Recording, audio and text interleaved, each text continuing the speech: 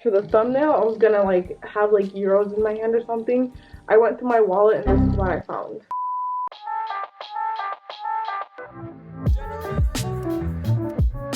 Hey guys, what is up? It's Aime. Welcome back to my channel. I do video essays on the intersection between climate change and social justice. So every once in a while I do a video about Paris. You guys love these Paris videos, by the way. Literally my most top performing videos aren't even about climate change or like anything like that. It's just about Paris. So here's another one for you. I was inspired by my friend Atavia, who does videos about living in Paris as well, and I'm going to be looking down her channel, but she did a video on the cost of living in Paris and like whether or not it's expensive or not, and I thought that was a super interesting video, and I thought I would do the same from my perspective as someone from a small town, because Paris is to me like more expensive. I'm going to mainly do Minneapolis versus Paris because Minneapolis is when I was living like on my own as an adult.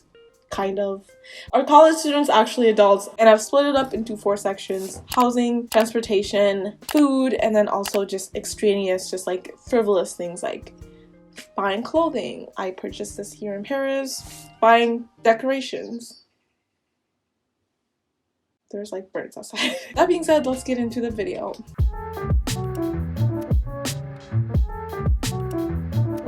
That's something different. The siren. Cost number 1. We don't have to pay for healthcare.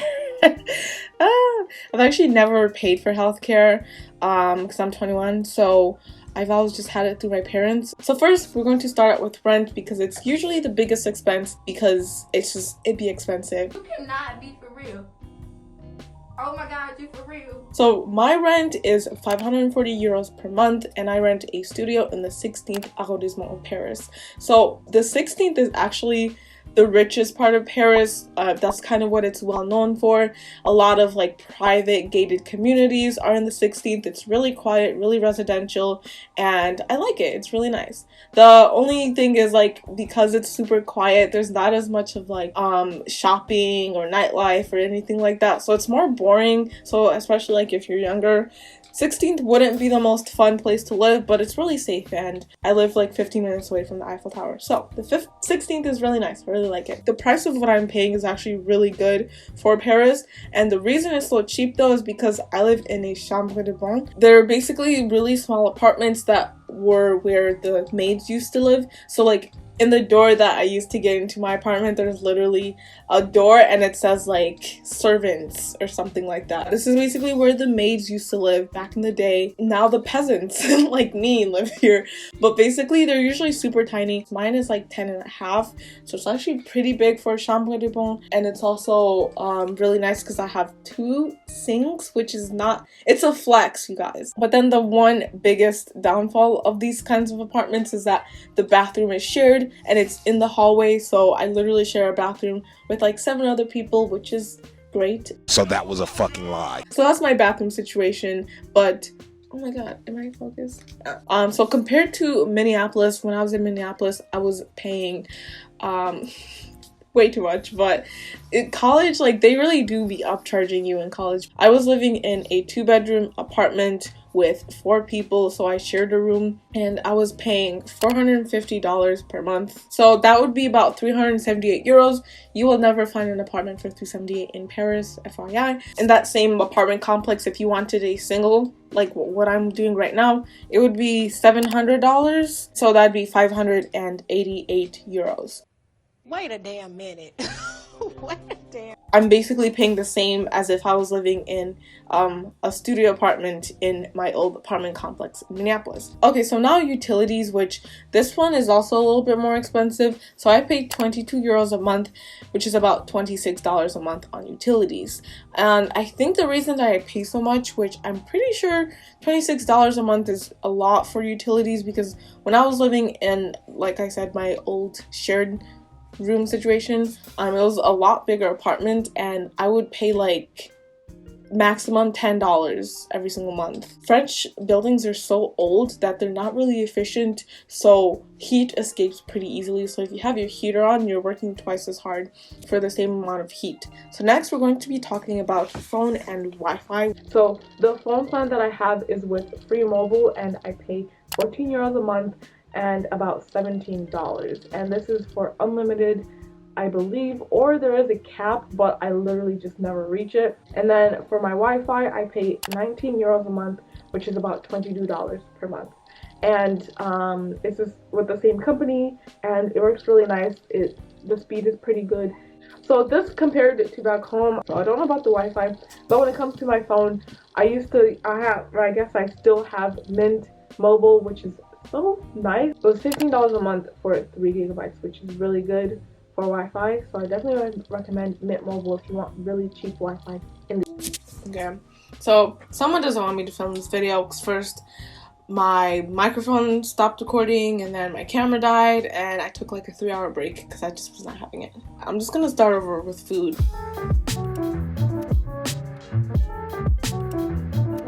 I come from a very frugal family, and growing up we didn't really spend a lot on food. Like, we didn't really go out that much. My parents were like great with money. As I kind of moved out and I started kind of buying my own food and spending my own money how I wanted to, I realized that eating out is just becoming bigger, and like every month it just creeps up and it's becoming a bigger and bigger part of my budget.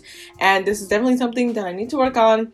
I'll definitely work on it in the next couple of months to kind of take it down because it's gotten too far. So basically last month in March I spent 189 euros on groceries, which amounts to $225, and then also 78 euros on eating out, which amounts to $94, which for me personally, this might be different for you where you're from and like the kind of upbringing you had, but almost like $100 on eating out, that is a lot. I think a lot of this also amounts to the fact that vegan options tend to be more expensive. Since the weather has been getting nicer, I've been doing a lot of picnicking and eating out with friends outside. Obviously restaurants are still closed, but you can like order food and then just like eat with people outside. I'm gonna delete Just Eat because I need to stop. It hasn't been serving me. In fact, it's been doing the opposite. I deleted it.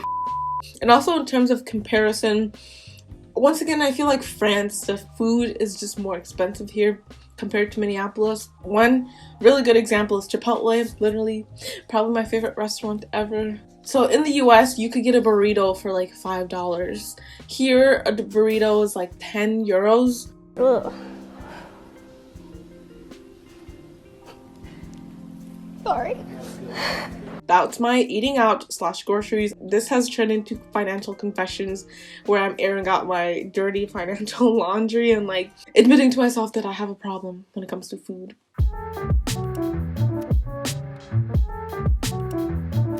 So now let's talk about transportation. This is going to be the quickest part because I literally just buy a Navigo pass every month. It's $75, and with it you get to do like anything, like you go anywhere. But I definitely recommend getting these passes because Paris is like, the metro and bus system are so good. I recently started taking the bus more. I just enjoy being able to just look outside and to just kind of see the city, even if it takes me a little bit longer to get to where I'm going.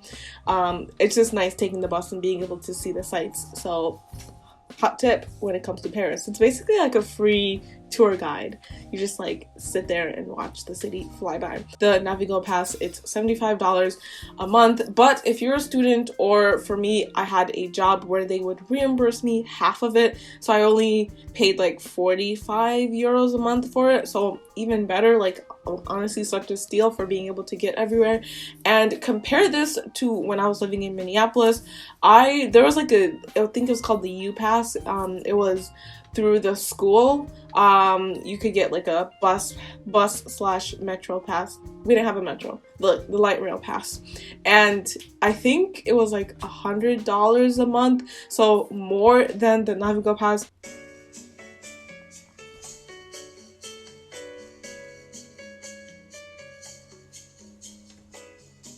And also the Minneapolis public transportation system, wouldn't say is the best. So yep, public transportation is a little bit cheaper here in Paris. It's also so much more efficient and so much easier. So that's a win for Paris, I'd say.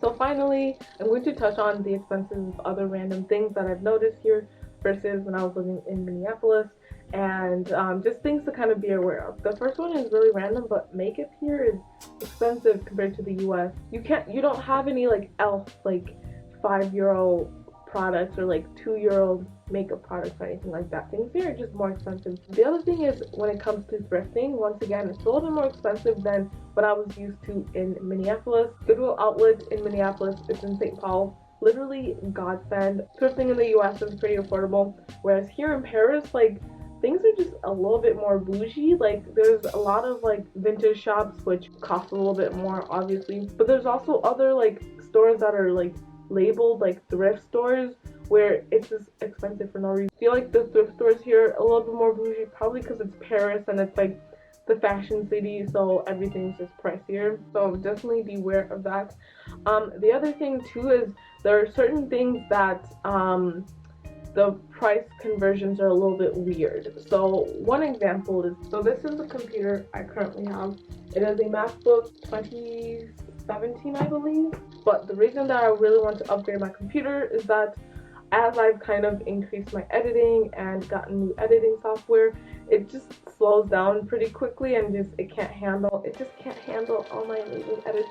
So I just need a new computer. I don't know like why. Maybe it's because of the import taxes and stuff. Importing things from like US technology just is a little bit more expensive. So yeah, I'm definitely not going to be buying a new computer here in Paris. I'm going to wait until I get back in the US to buy a new computer because I cannot pay that much money.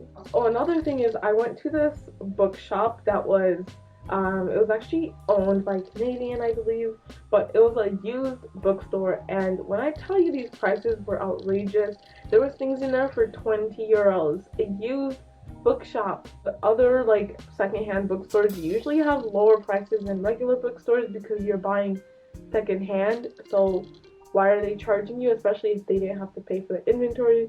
So I don't know how secondhand stores work here, but I guess they just tend to be a little bit more expensive.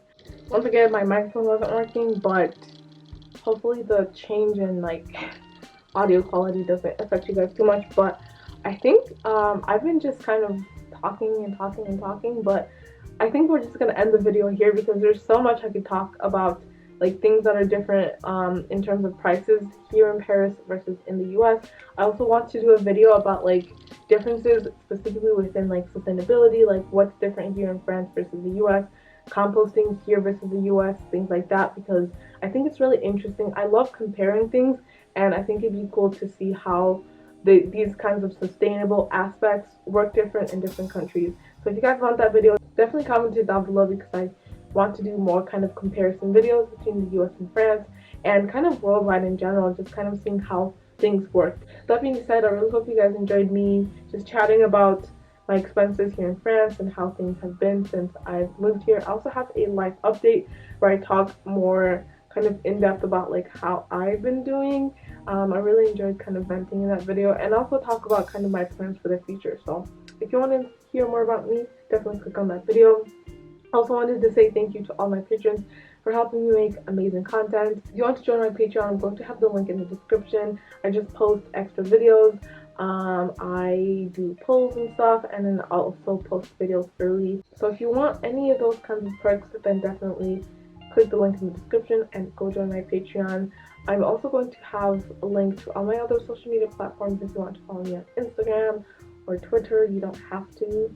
I'm not the most consistent on Twitter. It's mostly just for when things are like trending. I'll be like, oh my god, what's up with Twitter? What's going on? What is the tea? The girls are fighting! No! You can follow me though if you want. That being said, thank you so much for watching the video all the way through. Really appreciate you, and I'll see you in my next video. Bye guys.